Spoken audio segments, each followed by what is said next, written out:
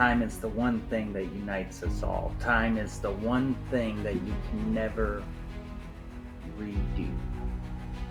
Time is what ties us together. That's what this show is about. That's what life is about. How are you investing your time? Together, we can be the difference we need in our society.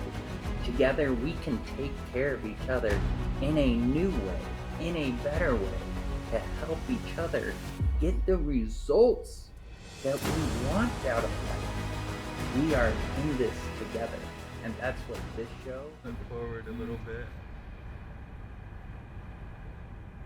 Is it lit So up? blue lights are blinking. So it's recording right now. Okay. So that's how it works. Okay. So I think Uber is one of the best ways to prospect, because you're getting people that you have no idea who they are. They're paying you to take them where they want to go, and you get to build a relationship with them right off the bat. My goal is to turn... I asked AI what it wanted. I told it this idea, and one of the ideas it came back with was the charity chariot. So have you heard of or watched Cash Cab in the past? No, I've heard of it. I've never watched it. So essentially it's this cab in New York. People get in. He asks them questions. They win money. Right? And it's a TV show. And so I'm trying to do a similar thing, except call it the charity chariot. So I pick people up, they get in, and this is once I've got more of a following, they get in and I'm able to say, okay, who do you have in your life that could use blessed? Maybe they have a friend who can't pay rent. Maybe they've got someone who's struggling with groceries.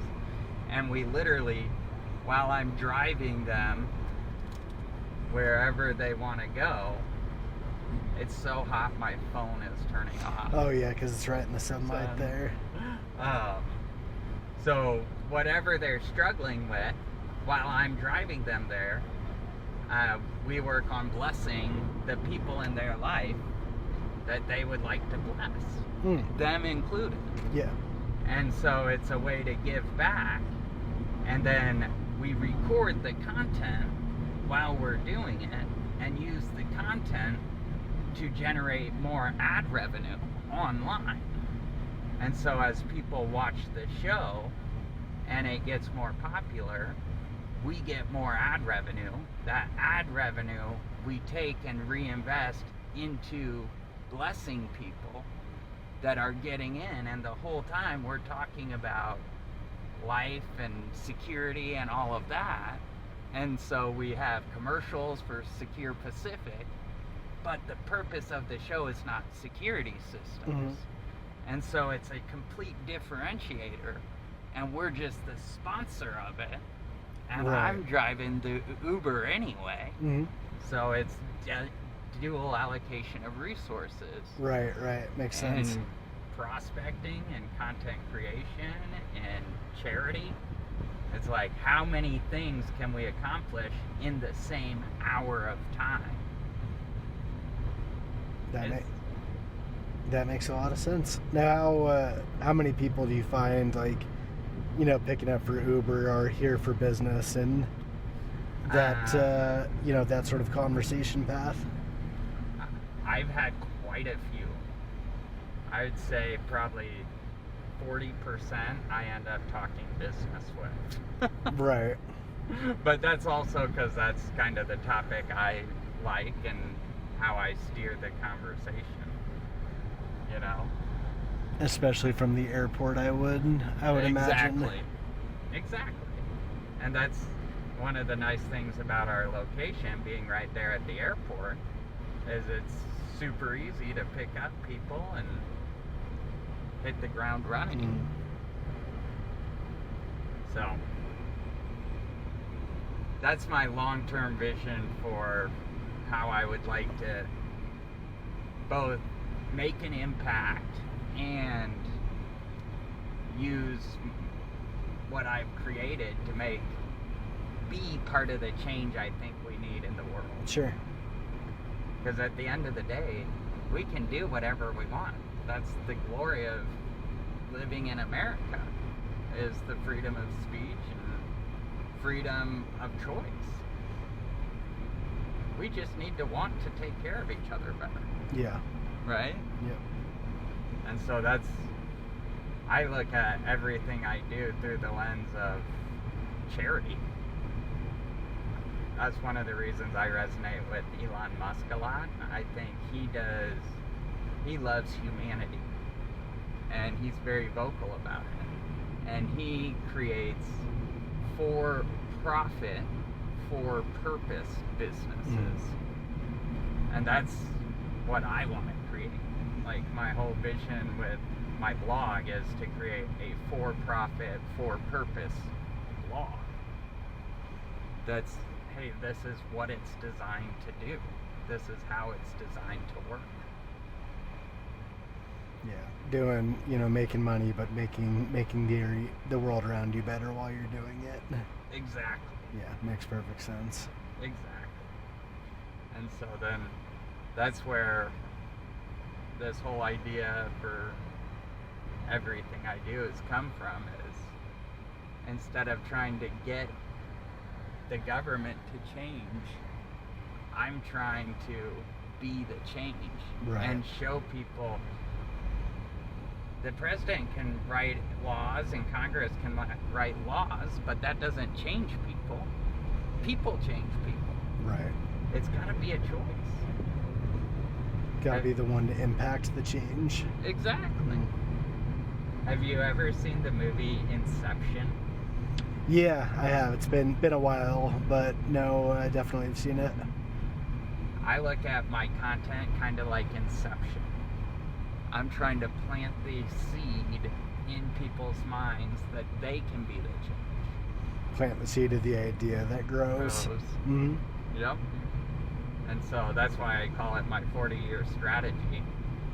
It's literally, I'm going to spend 40 years being a really good human and convince other people they should also be really good humans. That's a good way to go. Right? It's Yeah. like, you can't win with that as your strategy. Right. You're a good human. Yeah. Good people with the right intentions. Exactly. So. Have you, as someone that's from this area, have you seen, like, what differences do you see in the Boise area with all the growth the last few years? Man, it's been crazy to watch all the cities grow into one metropolitan area, right? So what do you mean? In the past, like, Eagle was Eagle, and there was like this one, because you're here 3 years now, right? Yeah. So Eagle Road, Eagle Mm-hmm. Road, right? It used to be a 2-lane road with farms on all sides, all the way down. No subdivisions, no shopping centers, none of that. And now it's a city that's almost built into Boise, right? And it's built into Garden City, and then we've got Star and Middleton, and how all these little towns across the valley are growing into each other. Right. So it's no longer, hey, farmland splitting up these towns. It's all interconnected. Town to town. And that's, I think, once you get down to Fort Worth, you'll see that as well. Because I went down there one summer in college, and I was I did door-to-door security sales for like a month. Where at? In Fort Worth, Dallas, Fort Worth. When were you in Fort Worth? In college, probably in 2007. So if you went to U of I, how did you end up in Fort Worth? there was a recruiter going around trying to recruit door-to-door sales folks. Got it. Okay. And so he recruited me and a whole bunch of friends for a summer of doing door-to-door sales down there. Residential, commercial, both? Residential. Oh, that's fun. Oh, yeah. So fun. Just showing up at people's doors at houses unexpected. Yep. It was a great learning experience. That's what it was. How do you be more successful at that? Because that is probably like the most annoyed you find people is when people are at their house. Oh, totally. Yeah. And So you're interrupting them. how do you become successful in doing that? Like, how do you get those appointments booked? So I think the best way to be successful in sales is to own that you are in sales and doing sales. Yeah. And so it's like you knock on the door, they open it, and you say, listen, we're not going to beat around the bush. I'm in sales. Would you be open to a conversation about X, Y, Z? Well, I mean, it all depends on what you're selling, why you're selling it, why you're there, all of that. But I think the premise behind whatever you sell has to be transparency. Mm-hmm. It's not, how do I get someone in on some nice line or anything like that, because at some point they'll realize it's a sales opportunity. People always do. And the people who are going to be upset will be upset, and the people who are going to give you a chance will always give you a chance. That's my opinion. Yeah. I think very little of sales is really the skill of the salesperson's skill matters a lot, but I think very little of it is their skill in the first minute. Mm-hmm. It's the prospect they're talking to. What mind frame are they in? What emotional state are they in? How has their day been going? I think all those things are the most important piece of getting that first conversation and getting that door open, which you can't control Right. at all. So Trying to find the right people at the right time. exactly. Yeah. And that's why I look at sales as sorting. You are just sorting through people who have pain today and enough pain today to take action today. Yep. And if they don't have enough pain today, you want to get them on an email list to nurture that relationship so that when they do have the pain, you're the name they think of. Absolutely.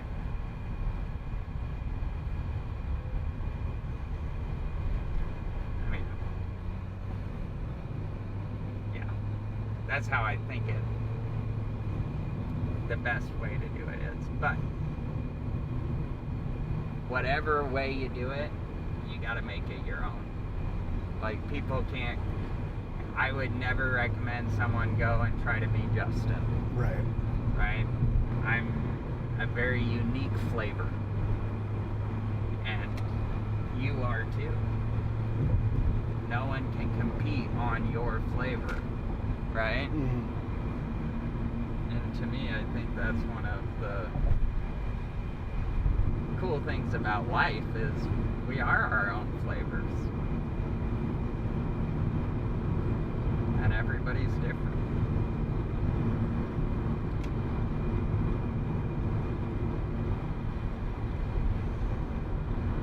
So thinking about your transition and moving to Dallas, Fort Worth, what's the biggest things you've been thinking about from a parent standpoint? Do you have any concerns, worries, fears? No, I wouldn't say we have a whole lot of fears there. I mean, at this point, Peyton's so young that she doesn't she doesn't have a lot of forced events yet. So, as she gets further along the line, we'll need to make decisions on, school districts, on, being in areas that put her in the right place to be the most successful. Right. But, not really at this phase. I mean, the biggest thing for her and for us will be to find community when we get there. We have, a basis of friends that are already there that'll be tremendously helpful, but, trying to get planted in the right church and, find the right life groups and find the right community events there where, we can make good friends for us, but also, put her in places that have good opportunity for childcare and good opportunity where she can have consistent friends growing up. So, I wouldn't say necessarily there's any apprehensions or any fears at this point. It's more just trying to find the right foundations to build in there. Gotcha. That makes sense. And it's really the same for Tay and I too. Is just to find the right place to, grow friendships, grow community, and establish life outside of, establish identity outside of just what work will look like. Right. And are you guys members of a church at all, or anything like that in the past? We were here, yes. So we'll need to find that new home when we get there. Right. That sounds good. Yeah. So having moved states here, we've got. Wouldn't say we know exactly what we're doing, but we have a. We have a framework of what we want to do, and the things that worked well moving here, and then the things that we could have gotten going sooner to make it more successful. Right.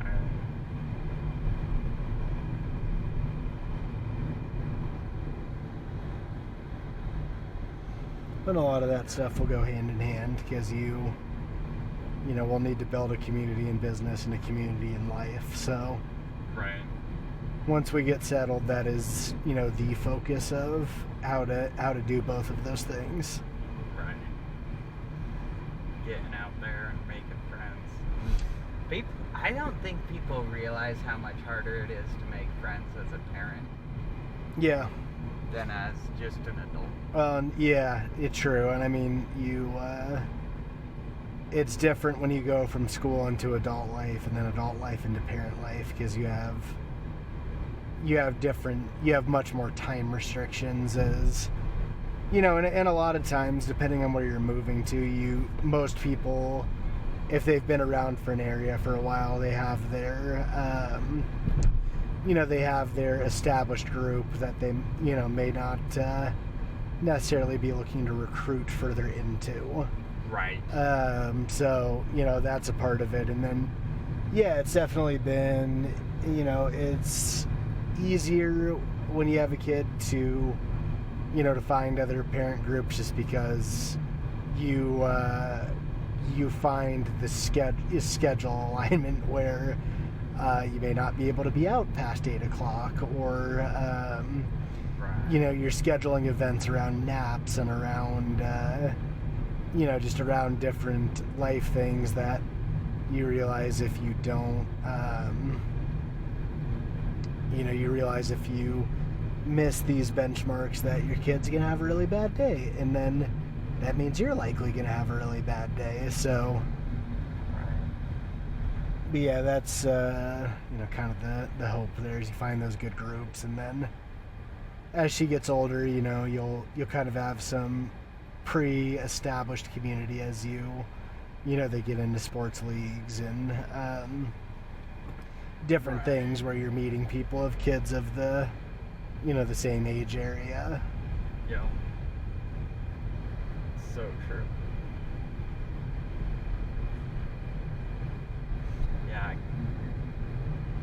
kids are so rewarding.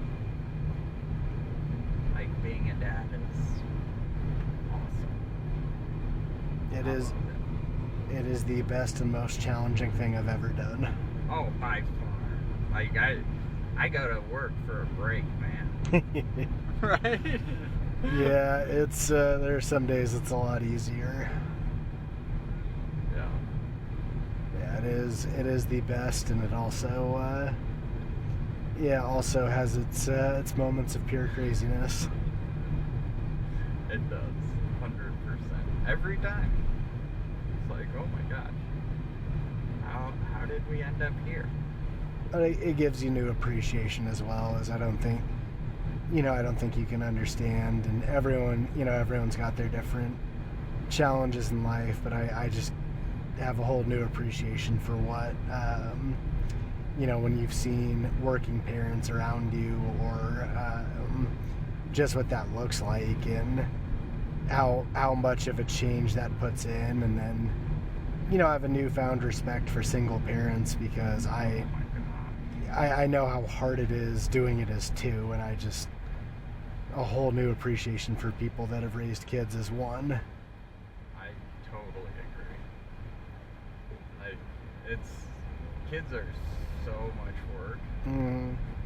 and to juggle all of that, and then the other piece of it is the financial piece of being a single parent. Right. Like, the time is one thing, but then funding it all, that's a whole nother not chore, but responsibility It's something you got to be aware of. Yeah. that you've got to be doing. So, I think look at just the mental breaks too, of when you've got, when you got someone doing it with you, you can afford some breaks to regroup. But, when you're one, I imagine it's got to be so important to just have that strong community, because that is the biggest thing at times, is just keeping on top of your mental health. And right. yeah, just a lot of respect to people who can do it, because I don't think I could. Yeah. 100%.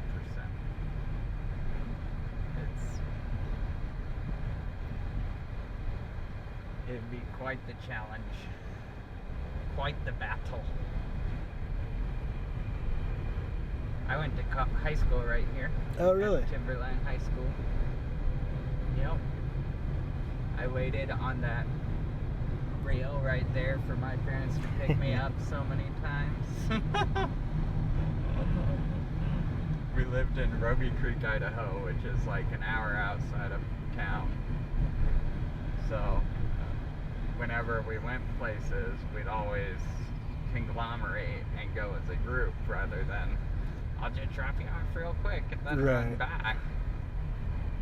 Because it's a half hour real quick, 45-minute real quick. So did you all get to choose which school you went to, or how did that work out, being that far away? We were in the Idaho City School District, but my parents worked here in town, and they got special permission from the school to send us to the school. Nice. Yeah.